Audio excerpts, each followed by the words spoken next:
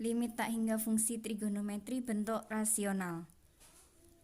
Nah, di sini harus kita paham dulu tentang limit fungsi trigonometri, kemudian juga harus paham limit tak hingga.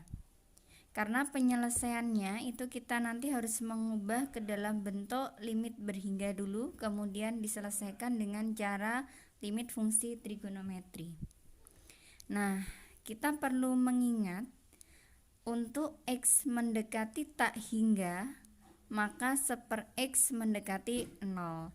Ini sudah pernah kita bahas di awal materi limit tak hingga ya. Kemudian untuk menyelesaikan limit tak hingga fungsi trigonometri, kita mengubah ke bentuk limit berhingga dulu. Langsung saja kita bahas contoh soal yang nomor 1.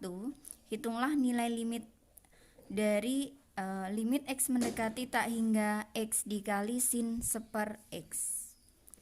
Nah, kita ubah menjadi limit berhingga ya. Jadi bisa kita tuliskan limit 1/X mendekati 0 dari, biar nanti bisa dimisalkan dengan variabel yang lain, X-nya kita tulis menjadi 1 dibagi 1/X.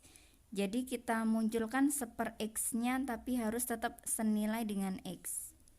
Bisa ditulis menjadi 1 dibagi 1/X dikali sin 1/X.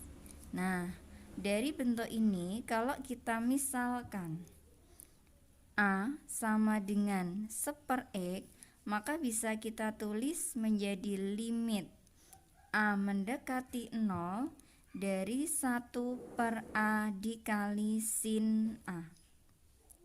Nah, ini kan sama saja dengan limit fungsi trigonometri berhingga ya. Limit A mendekati 0, ini atas kali atas, kan bisa ditulis sin A/A. Ingat, sin itu kan bisa dicoret ya, jadi ini nilainya 1.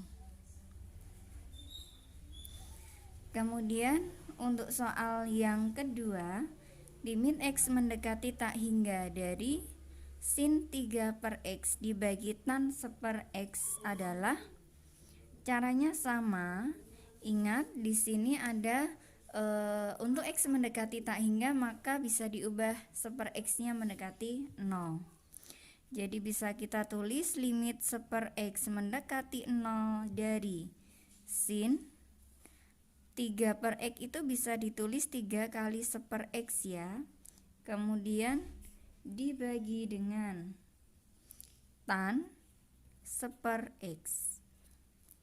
Sama dengan kalau kita misalkan di sini A sama dengan 1/X, maka bisa kita tulis menjadi limit A mendekati 0 dari sin, ingat 1/X-nya diganti A ya, berarti sin 3A dibagi tan A.